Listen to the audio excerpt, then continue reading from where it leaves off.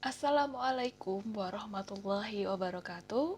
Selamat bergabung kembali di kelas IPA. Kali ini kita akan melanjutkan materi yang sama tentang gerak benda bagian kedua. Di pelajaran kali ini kita akan mempelajari dua jenis. Yang pertama adalah gaya, yang kedua adalah hukum Newton. Mari kita mulai materi yang pertama. Coba perhatikan gambar berikut. Tentu kalian pernah melakukan kegiatan seperti gambar itu kan? Nah, kalian tentu sudah pernah mendorong meja atau menarik meja. Kegiatan menarik dan mendorong meja bisa kita sebut sebagai gaya atau disimbolkan F. Gaya adalah tarikan atau dorongan yang diberikan pada suatu benda. Satuan dari gaya adalah Newton, simbolnya N. Jika gaya diberikan pada sebuah benda, maka akan menyebabkan beberapa peristiwa berikut. Peristiwa yang pertama, gaya dapat menyebabkan perubahan bentuk. Contohnya, ketika kita bermain menggunakan plastisin, kita tentu akan memberikan tekanan untuk membentuk plastisinnya. Nah, kegiatan ini ternyata kita sudah menggunakan gaya sehingga dapat merubah bentuk. Yang kedua, gaya dapat mengubah posisi. Misalnya ketika kita sedang bersepeda, kita memberikan gaya dengan mengayuh dan mengarahkan gerakan pada stangnya. Yang ketiga adalah gaya dapat mengubah arah. Contohnya, ketika kita melakukan dribbling di bola basket, bola akan mengikuti arah tangan kita. Ketika kita memberikan dribbling menggunakan tangan kanan diarahkan ke kiri, maka bola pun akan mengarah ke arah kiri sesuai dengan arah yang kita berikan. Gaya sendiri dibagi menjadi dua macam. Yang pertama adalah gaya sentuh. Yang kedua adalah gaya tak sentuh. Gaya sentuh contohnya adalah gaya otot, gaya pegas, dan gaya gesek. Sehingga bisa kita simpulkan gaya sentuh itu terjadi akibat persinggungan dua benda dari gerakan manusia dan juga benda yang akan kita berikan gaya. Sedangkan gaya tak sentuh contohnya adalah gaya gravitasi, gaya magnet, dan gaya listrik. Gaya yang tidak membutuhkan interaksi antara manusia dengan benda yang akan dikenai gaya, disebut dengan gaya tak sentuh. Nah, selanjutnya kita akan mempelajari tentang hukum Newton. Hukum Newton dicetuskan oleh Sir Isaac Newton. Coba perhatikan video ini.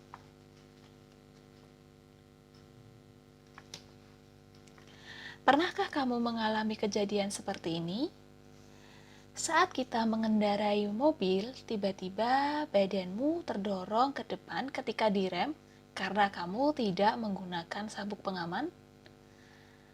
Nah, peristiwa ini merupakan contoh peristiwa hukum 1 Newton atau disebut sebagai hukum inersia atau kelembaman.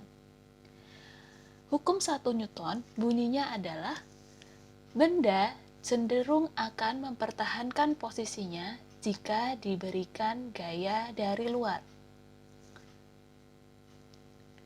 Contoh hukum 1 Newton dalam kehidupan sehari-hari.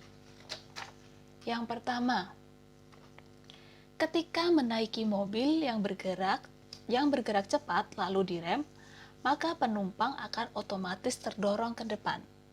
Nah, Contoh ini merupakan penumpang akan mempertahankan posisinya yang tadinya berjalan cepat atau bergerak. Yang kedua, saat mobil berjalan pelan, lalu secara mendadak pengendara menginjak gas, maka penumpang akan terdorong ke belakang. Nah, contoh kedua ini menunjukkan bahwa penumpang akan mempertahankan posisinya yang bergerak secara perlahan atau mungkin diam, sehingga ketika digas akan terdorong ke belakang. Yang ketiga, apabila kita meletakkan gelas di atas selembar kertas, lalu kertas tersebut ditarik cepat, maka gelas akan tetap berada pada tempatnya. Contoh yang ketiga ini adalah gelas mempertahankan posisinya yang diam. Kita lanjutkan yang kedua tentang hukum kedua Newton.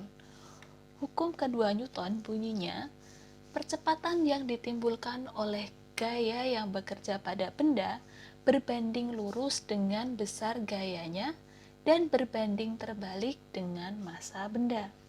Coba perhatikan video berikut.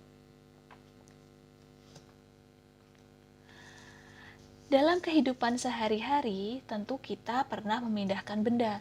Nah, dalam ilustrasi ini digambarkan dengan sebuah balok. Balok akan berpindah lebih cepat jika gaya yang diberikan semakin besar. Hal ini dikarenakan gaya berbanding lurus dengan percepatan. Jadi, dengan gaya yang semakin besar, akan didapatkan percepatan yang semakin besar juga. Contoh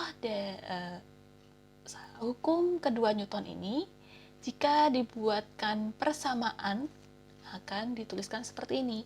F sama dengan M dikalikan A, dengan F adalah gaya, satuannya Newton, M massa, satuan kilogram, dan A percepatan, satuannya meter per sekon kuadrat. Nah, dari persamaan ini kita bisa menghitung gaya, bisa menghitung massa, bisa menghitung percepatan. Misal kita akan menghitung massa, maka persamaan ini akan berubah menjadi seperti ini. M sama dengan F dibagi A. Massa sama dengan gaya dibagi percepatan. Atau ketika kita menghitung percepatan, maka rumusnya atau persamaannya berubah menjadi A sama dengan F dibagi M. Percepatan sama dengan gaya dibagi massa. Contoh dalam kehidupan sehari-hari. Yang pertama, saat menendang bola, maka bola akan bergerak mengikuti arah datangnya gaya dan mengalami percepatan.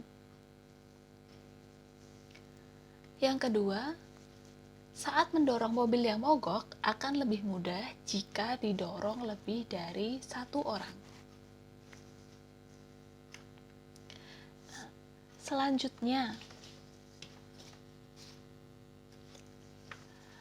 pernahkah kamu berpikir bagaimana sebuah roket dapat meluncur ke angkasa?